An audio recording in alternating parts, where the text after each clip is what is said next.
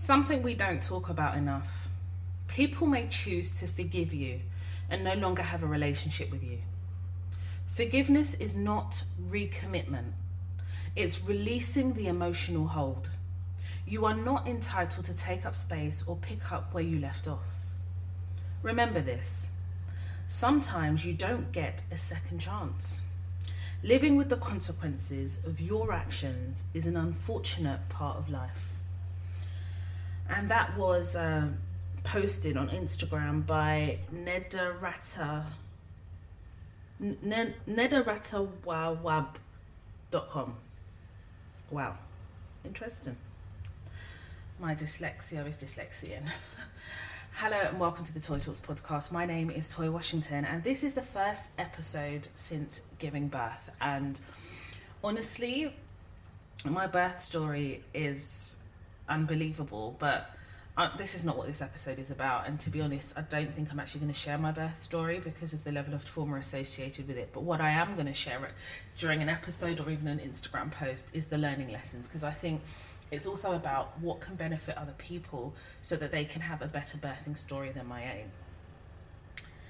The reason why I read that quote was because this episode is going to be in two parts. So I'm going to share with you, about late payment charges on invoices, and whether you are a perm or not. I think there's something to learn about kind of how you interact with other people, especially when you're owed money in a business setting. And I think there's something to learn about kind of those interpersonal skills, knowing when to draw the line, but equally about self-control and determination.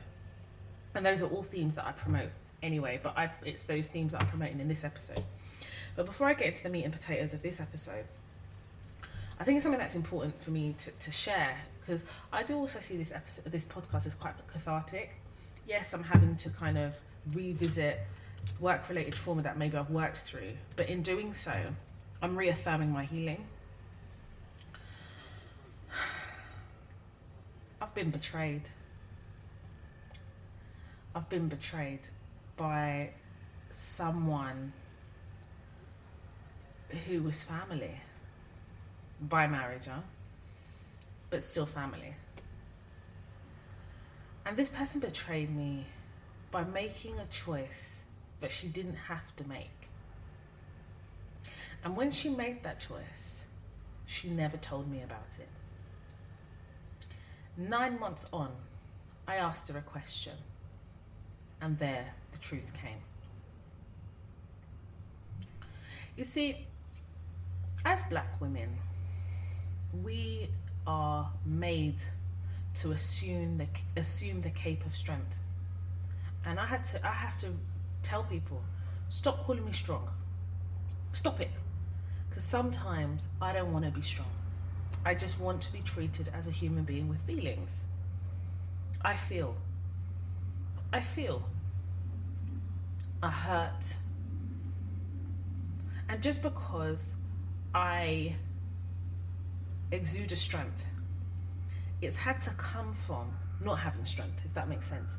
You almost have to assume a coat of armor because you have so many bruises and so many battle scars.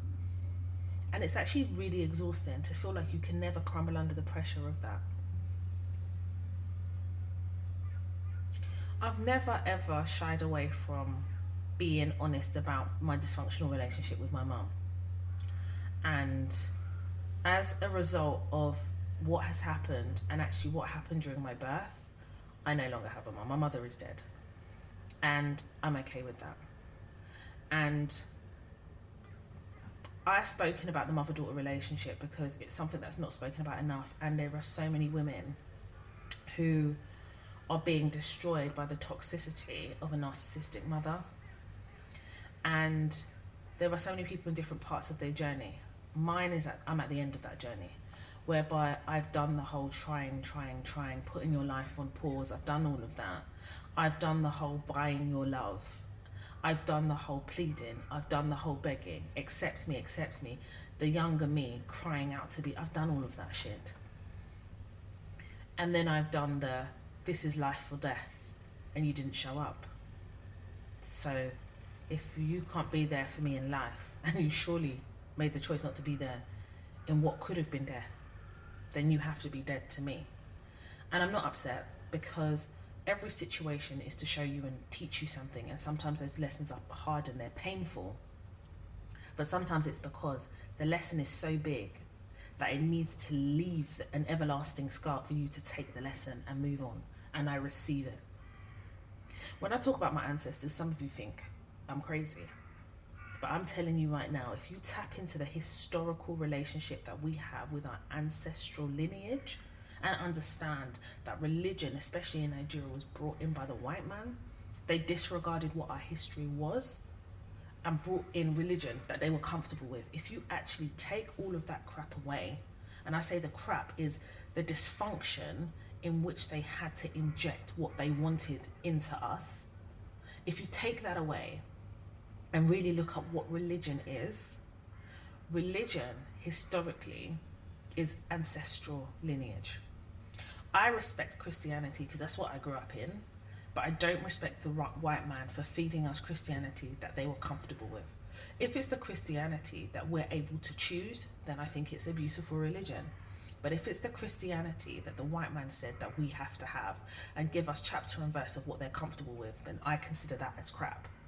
Because no one should have to come to a country and slave it, beat them, rape them, pillage from them, and then leave a religion that they're comfortable with so that they can tap in to that trauma and tap into that control whenever they like. I don't believe in that. My ancestors literally have never left my side, and even with my hardest tests, my ancestors have just literally been guiding me through and been watching me through. Whenever I ask them, show me, they show me. And I may not be prepared for what I see, but they show me. You know, when you have that sixth sense inside of you, that is your conscience, that is your third eye trying to guide you. That is the voice of God trying to guide you. And some of us, because we have so much self-doubt, we ignore the voice. Please lean into that voice. Please love yourself enough to trust yourself. The betrayal that I've received has placed me in a situation where I'm not usually shocked, but I'm shocked. But again, because my energy felt something that wasn't right, I never allowed this person to come to my house. I almost kind of distanced myself and had the opportunity to watch how this person was operating. And we're talking about a grown ass woman, way older than me. I loved you. I took you as my own, and you betrayed me. And then you want to justify it by saying to me that there was no malicious intent. There was malicious intent because you willfully chose to keep the truth from me. That was your choice. I speak to you once a week for 9 months, and you kept that from me. So when I made the choice to forgive myself, it wasn't a forgiveness to recommit to the relationship with you. The second chance I gave myself is to learn the lesson and move on. You have to live with the consequences of your choices. And this is why I was very calm and I said to you, I can't have somebody in my life that can betray me and go behind my back. Whatever you do in the dark will always come to the light. And we have torches and candles, honey. We see everything. The reason why I am saying this at the start of this episode is because as black women, because this podcast is 2 black women, 4 black women, about black women, especially when they label us strong, they always find excuses to justify their actions and to make us feel that we shouldn't feel. And that's not right. It's okay to sit in sadness and say, I feel this because somebody has done this to me. Then the step to recovery is it's not about forgiving that person. You have to forgive yourself. You forgive yourself for either exposing yourself to that person. You forgive yourself for maybe ignoring the signs. You have to forgive yourself for the situation, because there is an element of blame that we do as black women where we blame ourselves because we feel like we should know better, because we feel like we wear a cape, because we feel like we should just know. We are human beings. We are human beings. We also make mistakes. We make mistakes in our choices. We make mistakes in our people. But something I'm always going to encourage you to do, if you are unsure about a situation or a person, lean into that and say, ancestors, show me what you want me to see and give me the tools and equip me to deal with what you reveal to me. Say those words. Trust yourself. I have learned through the process of pregnancy to trust my body and to trust myself. I was raised by a narcissist who basically made me feel as though I could never trust myself and I had to be codependent on her. And she was the only person in the world that would ever tell me the truth. When the reality of the bubble burst, I realized that my biggest hindrance was my narcissistic mother. And I just don't care. If she hears this, I'm not interested, because I am free. And that means that I'm free to make my choices and my mistakes. But ultimately, I'm free to trust myself. Betrayal is so painful. But when you are betrayed by your primary caregiver, it gives you perspective on humanity and people as a whole. If I can make the decision to cut my mum off, then I make the decision to cut off anybody who is a direct attack on my peace. Something we don't talk about enough. People may choose to forgive you and no longer have a relationship with you. Forgiveness is not recommitment. It's releasing the emotional hold.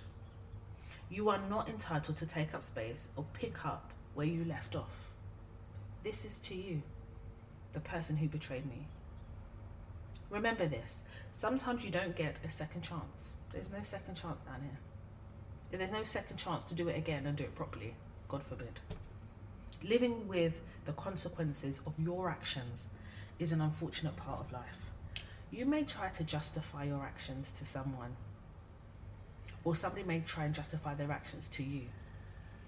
But hold yourself in high regard enough that a consequence of their choices to betray you is that you don't give them a second chance. You don't have to give people a second chance. You can keep people at arm's length, or you can completely cut them off. There is no obligation on you to forgive. And this is what I don't think people understand. I think people think you have to forgive and then you have to recommit to a relationship. You don't actually have to recommit. Forgiveness is unburdening yourself, and I understand that. I struggle with forgiveness. And I struggle with forgiveness because I'm always trying to find the reason why someone done something. And I think that's the reason why I struggle with forgiveness. But sometimes it's not about struggling with the reason why. It's actually about, number one, yes, forgiving myself. But forgiving that person enough to know that you could just let them go. And I'm learning those lessons. And even at the age of 38, I'm learning those lessons because humans evolve. People wear masks upon masks and masquerade themselves as people who they are not. And deep down inside, the people that choose to willfully betray you are sad inside. Because happy people don't go around betraying people. And that's on period. So this podcast episode, now that we've got that out of the way, I think I'm going to call it late payment charge. I'm not too sure. But I don't know if you recall, and if you don't, it's fine. I'll give you a bit of a recap because it was a few episodes ago, where I told you that I was contracting my services through an agency.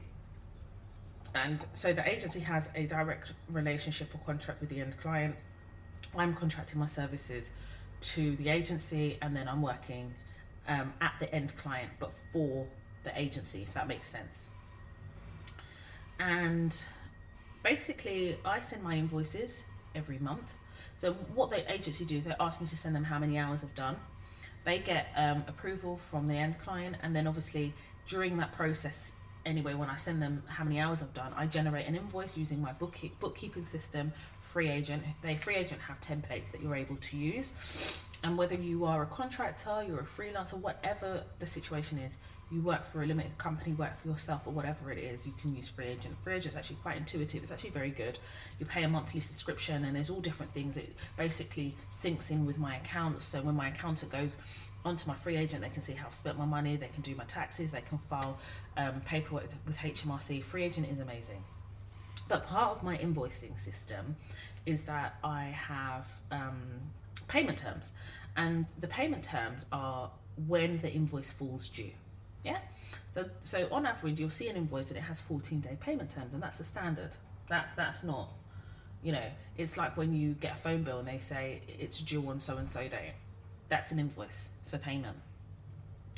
So this agency, in November, I sent them an invoice and they had 14 days in which to pay it. That invoice was 2 days late.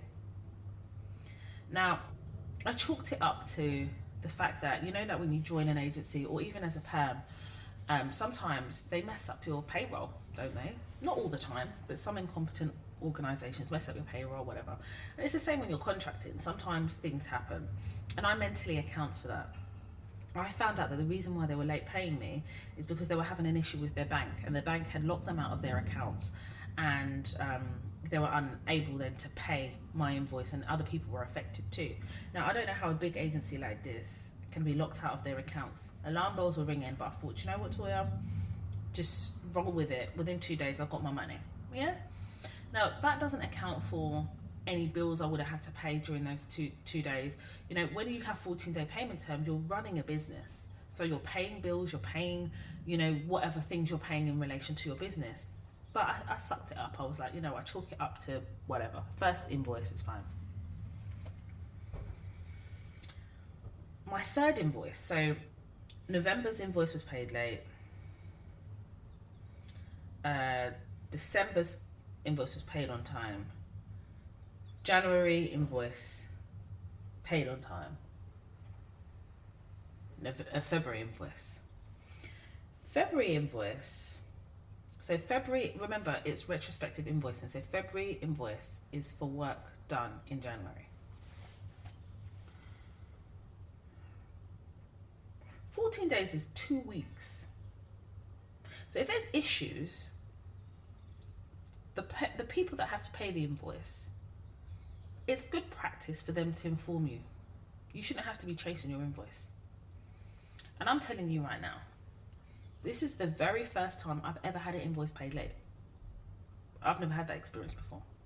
But I know it happens, and that's why I make allowances for the first invoice. But this invoice, for work done in January, February invoice, was late. So the day it was due, I thought, this is a bit weird. So I thought, let me just check. I says, can you confirm that my invoice is going to be paid today? Because it's past 12 o'clock and I've got nothing in the bank from you in relation to this invoice. No one responded to me. The next day, I get an email saying, yep, the invoice is late, but they're chasing their client. Now, at this point, I'm pissed. And I'm pissed because you would have known days before this invoice was due that it was going to be paid late. Don't you think it's just good manners to just advise me? Because if I down tools, you're not going to get paid. And bearing in mind, paying me is not a favour. You're getting commission on every invoice, i.e. you're getting it directly from the end client. So we're not working for free here. I emailed them and I said, but why is it taking me to email you to tell me that it's going to be late? And you can't tell me how long it's going to be late by. I'm now going to have to absorb any business related costs as a result of this invoice being paid late. And the worst part of it is they can't actually tell me when the invoice is going to be paid. So as far as I'm concerned, this could be late by 1 day, 2 weeks, a month, 3 months. And they seem quite comfortable. So I said to them, you need to tell me when this invoice is going to be paid. This is not good enough to tell me that you're chasing the client. I need to know. And if you trust your client so much to pay you, you should pay me out of your own pocket and recoup the money from your end client. I was ignored. Now, at the bottom of all my invoices, I have a clause that basically says, if my invoice is late, I reserve the right to add statutory late payment interest and the Bank of England interest, which is accrued daily. And that would mean me reproducing an invoice every single day up until when the invoice is paid in full. That would include a statutory late payment interest and a Bank of England interest. And at the end, i.e. when the invoice is paid, I expect the interest to be paid too. So that's what I did. I would reproduce an invoice every single evening, and I would add the daily Bank of England interest at that day, and the statutory late payment interest, which I believe is 8%. So 8% on the total value of the invoice owed, plus the Bank of England interest rate, which I think was about 4% at the time. On the fourth day, my invoice was paid. The interest wasn't paid, just the amount owed. And they came back to me and said to me that they have a paid when paid approach within the contract. I says, no, you don't. What you have in your clause 5.4 is a mechanism, i.e. what you require from me to get my invoice paid, i.e. an actual invoice. But I have not agreed in any of these clauses that when the client pays you, then I'm paid. That's ridiculous, because if the client decides not to pay you or goes bust, I just don't get paid. And I have a direct contract with you. I don't have a contract with your end client. So once they received that email, the CEO of the agency got in contact with me and says, can he have a call with me? I said, no problem. Now, bearing in mind, he didn't say what the premise of the call was, but you and I know it's to do with the invoice and the late payment interest, because I reserve the right to go to a small claims court and claim the interest. The invoice is late. Whether you believe we've got a paid when paid approach, the invoice is still late, and you've acknowledged the invoice is late in your emails. You've actually said the invoice is late. So let's not dilly dally here. So the day, I think it was the next day, I had the call with the CEO of the agency, and he then introduces himself as the CEO. He gives me his shopping list of CV accomplishments, tells me he went to Eton, all this crap he's telling me about. Irrelevant shit. All I'm interested in is when you pay my interest. And he said to me, why do you think we owe you interest? I says, excuse me. I says, I don't think you owe me interest. You have 14 days to pay my invoice. And within my invoice, I've made clear the consequence of not paying on time. Every invoice should have a term that says when the payment is due. I says, your agency has never contested the 14 days. You've never disputed it. You've accepted it. And you've accepted it by conduct. Because up until now, you've paid that invoice on time, bar the one in November. And you've paid it before the 14 days, so because you appreciate what the consequence is. I said, when you get a phone bill, they tell you that your phone bill was due on so-and-so date. That's a payment term. You're not trying to change the core contract. You're just letting that person know when that invoice is due, when it falls due. You wouldn't send an invoice without a due date, would you? He went quiet. He then said to me, well, as far as he's concerned, he doesn't pass on interests to his clients, so therefore he's not going to pay the interest. I said, that's up to you. Your relationship with your end client, that's up to you. I already know that your end client doesn't respect you. That's why they pay you late. But them not respecting you is not going to have a domino effect on me, because all the associated costs now that I've had to incur because my invoice is paid late, that comes out of my pocket. So who's going to pay any associated costs? He said, well, that's nothing to do with him. I said, exactly. And your relationship with your end client has nothing to do with me. I just want my money. I said, even as I'm talking to you, my invoice still hasn't been paid. And then he said to me, well, as far as he's concerned, he works with so many people that his agency is a family-run agency. I said, excuse me, there's nothing about your agency that tells me it's family-run, because if I knew it, I wouldn't have allowed you guys to represent me. I wouldn't be working through you guys. But since you want to tell me it's family-run, let me tell you that my business is family-run by me, of one. I said, I don't care if it's a conglomerate. I don't care it's a global enterprise. my invoice is still not been paid. And as you're talking to me, you're not even apologizing. Every time I've tried to speak, you're cutting me up. And as I'm talking, this man is interrupting me. I said, excuse me. When two people are talking, that means one person's not listening. And I've afforded you the respect of listening to you when you talk. But when I'm talking, you're interrupting me. I said, please, we can't move forward with this conversation. There needs to be an acknowledgement that this invoice is late. There needs to be a plan in place to get me paid. And also as well, I have every right to charge late payment interest. This is a business to business invoice. So this is not a personal thing. He goes, well, I think you're taking it personally. I said, the only person that's being personal is you. I am legally allowed to charge late payment interest. If you believe that's personal, then you're in the wrong business. As I'm talking, he's still interrupting me. I said, excuse me, sir. I need to finish what I'm saying. He said, well, you're being very aggressive and confrontational. I said, yes, of course, because you've seen my name. So you know I'm black. So obviously we have to associate those microaggressions and those macroaggressions. Yeah, that's what you're doing. And you're trying to provoke me. I said, you will not provoke me on this call. But what I am going to tell you is, you are not going to discriminate against me because I'm a black woman and use the fact that I'm asserting myself to then tell me I'm being aggressive. Because if I was a white woman, I wouldn't be aggressive. I would be passionate. And I'm going to tell you this. I'm going to pursue this late payment interest. And you are not going to get away with thinking that it's okay to call me any name you like because you are a CEO. I'm also a CEO of my company. I've got two companies. I'm a CEO and I'm a director. And I said it's good practice and it's just morally right that even if your invoice is late, you're late paying, have the decency to let somebody know so that they can manage themselves.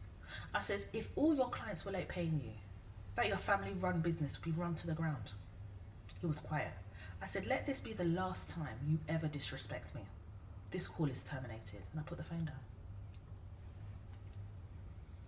I don't care if you've been to Eton. I don't care if you've been to every private school in the UK. I don't care if you're a white man in a white dominated industry thinking that I should blow smoke up your ass. I ain't blowing shit up nowhere. You are not going to call my phone or you're not going to email me using Beyonce's internet to come and disrespect me. I'm not going to have it. I don't give a shit who you are. When I show you respect, I expect it back. You don't get to pick and choose who you respect because of the colour of my skin or because I'm asserting my position. You're angry, you're upset, you're agitated because how dare this black woman tell you the truth? CEO, don't try me.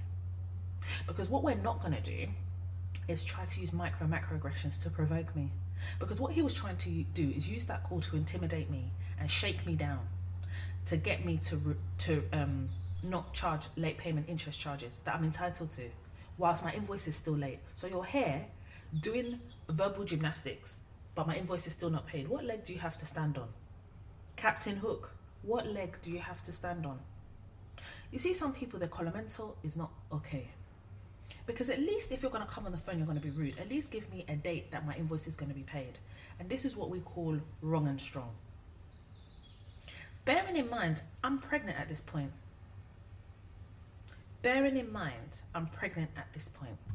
I'm 7 months pregnant. Can you imagine if I told this organization that I'm pregnant? Do you think they would have even respected that? No. Being a black woman, I feel vulnerable in the workplace. I do. And this is why I have to strategically navigate. Then you want me to add to that vulnerability by telling you I'm pregnant? Absolutely not.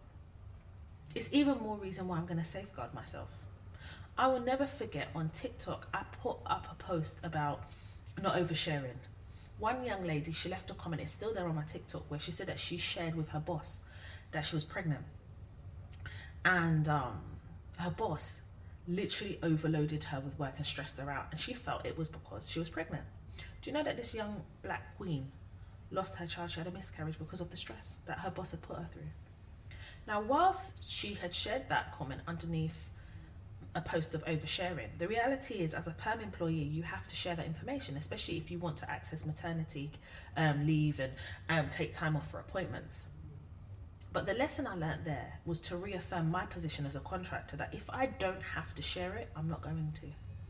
So 7 months pregnant, I've got this man on my phone screaming like Pavarotti, coming to chat shit to me and basically try to shake me, intimidate me, trigger me, provoke me, all because he thinks that he is above paying late payment interest. I said, you see what?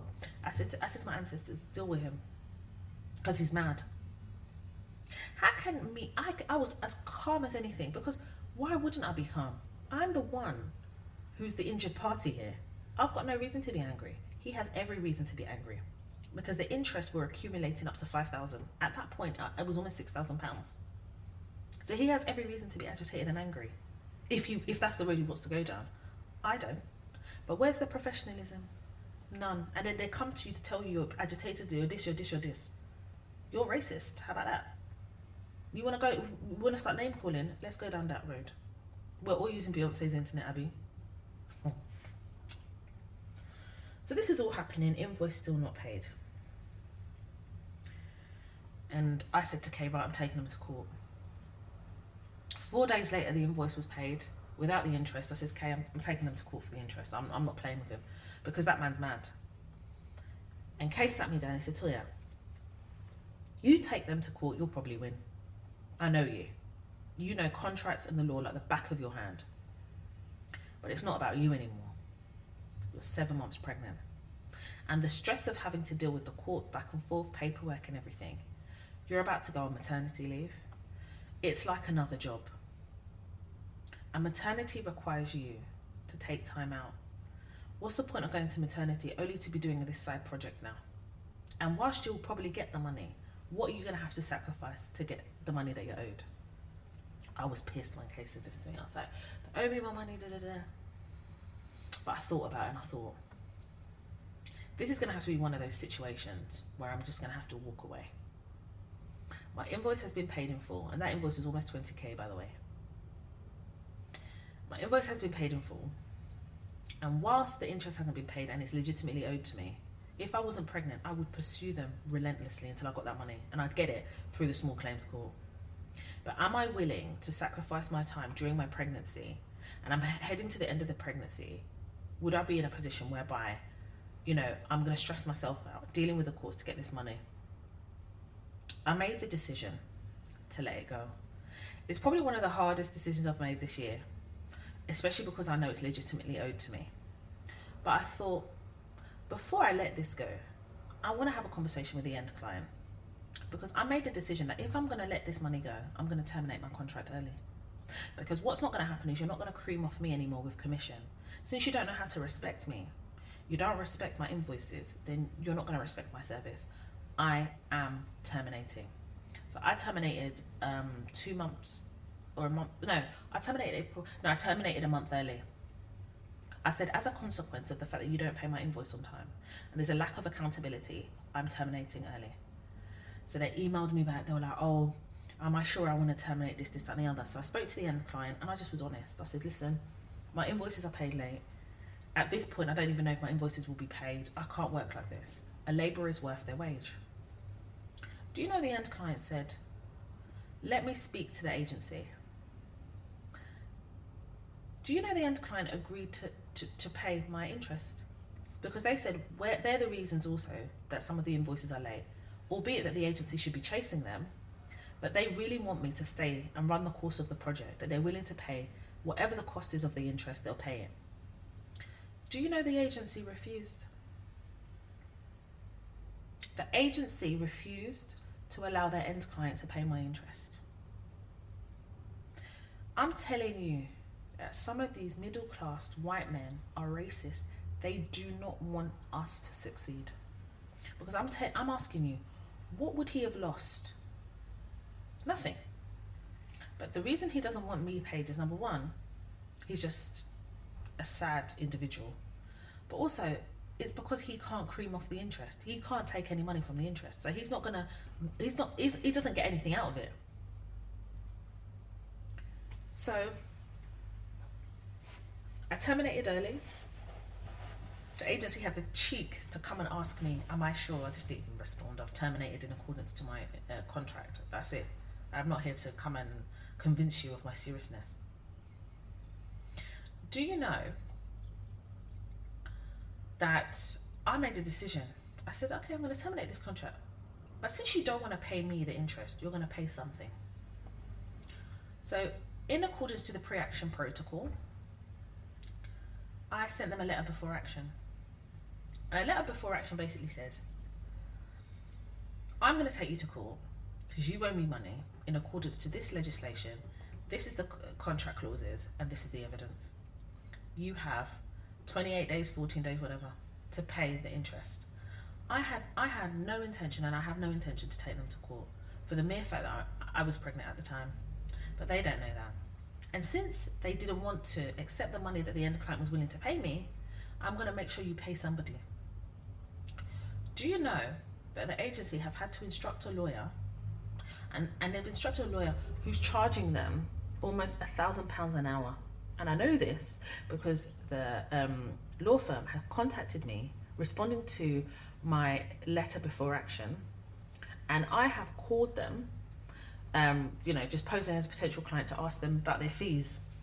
So you're being charged almost £1,000 an hour, which is probably more than the actual interest. But you'd rather pay the lawyer than pay me. You're going to pay somebody. So the lawyers wrote to me, basically defending their client. I wrote back, rebutting everything. So we've done a back and forth now 2 or 3 times. £1,000 an hour. Do they have to read it, respond to it, contact their client? That's a lot of money, especially when I know I'm not taking them to court. I'm going to have the last laugh. How can you come on my phone and call me names when I'm trying to assert my right because my invoice is still not paid? There's no apology, there's no accountability, nothing. And whilst they may not know I'm 7 months pregnant, I still am. I feel like he tried to erode my dignity and make me feel small because he feels that he's better than me because he's a CEO. And he has the cheek to tell me it's a family-run business to evoke some type of empathy. Number one, they don't hold themselves out as a family-run business. And I'm telling you now, I don't get involved in family-run businesses because they have a small-minded mentality in how they operate. And how he is running his family business is how people run family businesses. I'm not here. I work for global conglomerates. I'm an ex Goldman Sachs alumni. I don't deal with the family business rubbish because that whole family business, they make you feel like you're part of a family and therefore you're committing to this way of working, and that's not me. I'm a professional somebody. Okay? Anyway, long story short, I wrote back to the lawyers. I says, listen, I want my interest. This is the date I want it by. I know they're not going to pay it, but I know at the end of the day, the agency is going to keep paying money to this solicitor more than the interest owed. And I'm going to have the last laugh because you're going to pay somebody. And the letters don't take me long, like 10, 15 minutes of my time. And if they write back to me now, that's it. I'm not going to say anything to them, knowing full well that the agency would have had to pay those lawyer fees. And for what? For nothing. I will have the last laugh. That's me laughing last. The interest, I just chalk it down to the fact that my circumstances needed me to be present. And at the end of the day, what I'm grateful for is at least I got my invoice paid. At least I was able to save and reach my savings goals that have placed me in a situation where I'm able to enjoy my maternity. And I think what Kay's made me realise as well is that sometimes, especially in this situation, I had to prioritise motherhood. And whilst I'm new to motherhood and things like that, Kay was my eyes. And he was looking ahead a bit more than I was able to because I was holding down 2 contracts, running my businesses, and there was so much going on, going to my medical appointments, dealing with my PCOS, dealing with my fibroids. Kay had to be the person that kind of allowed me to reset. If I wasn't pregnant, I'm telling you right now, I'd be taking them to court and I would have won. I would have won because there's no way an invoice is paid late and you think you don't have to pay interest on it. And the reason I'm sharing this is because there's so many different themes in this story that I've told you, but also the importance of knowing what you're entitled to do when it comes to invoices, whether you run a business, whether you're a content creator, freelancer, contractor. This is the first time in my whole career of contracting that an invoice has been paid late. But the learning lesson for me is I will tighten up those clauses even more now. And actually, if an invoice is paid late once, I have to make the decision whether I'd walk away, because the likelihood, if it's paid late once, it could be paid late twice. Thirdly, as well, I don't think there was any way that I would have known that this was a family-run agency, because they don't hold themselves out like that. And I think maybe on my side, now that I know that, I'm a bit hypersensitive now to agencies.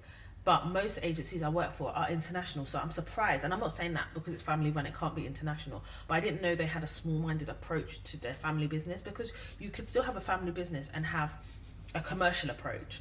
But now I'm aware that, that this is something that I need to kind of be aware of. I'm a career contractor, and every situation provides an opportunity to learn, and I'm a student of life. It's important that also I come here and just also share how we as Black women are provoked. And I have a podcast episode called Thou Shall Not Be Provoked. But equally, I think it's important for us to know that even when we are right and we are asserting ourselves in the right way, there is always going to be someone that's going to try and provoke you to distract you from what you're entitled to. Because the ultimate goal is sometimes, often, to demoralize you, erode your self-esteem, and have you questioning yourself. As soon as these people can get you to question yourself, they're halfway into making you feel like you're not entitled to, you're not deserving of. And this is why I say to you, before you engage with these people, read your contract, read the handbook, know and understand your starting position. Be confident in your starting position, because these people make you feel like you're going crazy. Prioritize your mental health, prioritize your circumstance, and understand that in business, there are some people that just do not have ethics. People have unethical practices in business. And for me personally, I am ethical in my business. And this is why I feel like I get contracts. This is why people are renewing my contracts. This is why people want to work with me. You have to also make sure that you have an ethical approach to work, because it's karma. You put good karma out there, you're going to get good karma. I hope that you have really understood the themes of this episode, but this is more of a learning episode. All the episodes are learning, but this is from the perspective of actually understanding a certain aspect of contracting, invoicing as well. If you have somebody who works in social media, if you have somebody who's a freelancer or a contractor or works for themselves or runs a business, it's important that they understand this episode and that they are allowed to add statutory late payment charge, which is 8%, including the Bank of England base rate, which at the time was 4%, I'm not sure now. These are things you're entitled to add. And whilst you go through a small claims court, you may think it's intimidating because it's a court, but it's small claims, it's more paperwork. You don't actually have to go into court, unless, I can't remember what the exceptional circumstances are. And yes, you have to pay to file in court, but equally, if you're awarded costs, you can ask the judge. If you win your case, you could ask the judge to award you the cost of filing, and the other side have to reimburse you. Because but for their behaviour, or but for their ignorance, or but for their inability to settle this outside of court, you wouldn't have had to file. Therefore, you could ask that. Usually in small claims court, they say that each party absorbs their own costs, but in exceptional circumstances, the judge can award you cost of filing. Yeah, because if I had filed, they would have taken a percentage of what the invoice was owed as the filing fee. Yeah. Anyway, I wanted to leave this episode here. I also want to thank each and every one of you who have reached out to me to congratulate me on becoming a new mother. Those of you who have left comments on my social media, those of you who have been really supportive on my YouTube channel, which is At Home with Toya. My YouTube channel, I've retrospectively vlogged my pregnancy journey, sharing learning lessons, all that stuff. So if you haven't already, make sure you go and subscribe.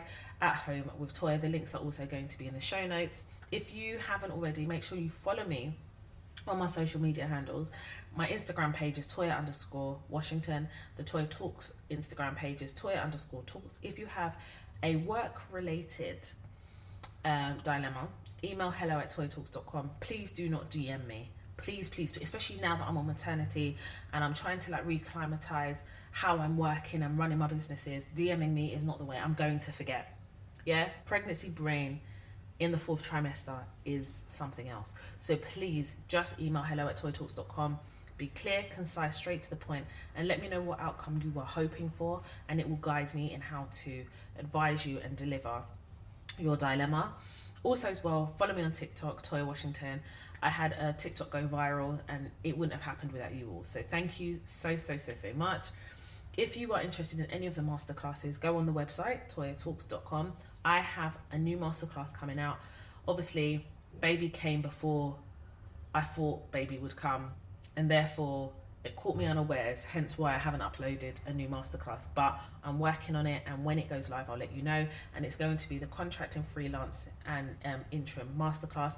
Everything you need to know, from how to select an accountant, how to register your business, things to think about, how to amend your CV so it's more contractor freelance friendly, invoicing, all those things. That is what's going to be in that masterclass, and I'm so excited to deliver it, for it to be uploaded and go live, because I know there's so many people interested in contracting. So I'm happy to share my journey and give you the blueprint so that you can go ahead and start your contract, freelance and interim consulting journey. Thank you so much for listening. Thank you for your love, your support. Please do share this podcast. And like I said, motherhood is another string to my bow. This is not going to turn into a new mother's podcast. I will mention motherhood insofar as it relates to the topic, but ultimately this is a podcast that teaches, guides and educates Black women how to navigate the world of work successfully, shining a light on our success, lighting the path of success, and allowing us to access success. This is 2 Black women, 4 Black women, about Black women, and then it's everyone else. Thank you so much for listening. Thank you, Queens, for all your support. My name is Toya Washington, and you are listening to the Toya Talks podcast.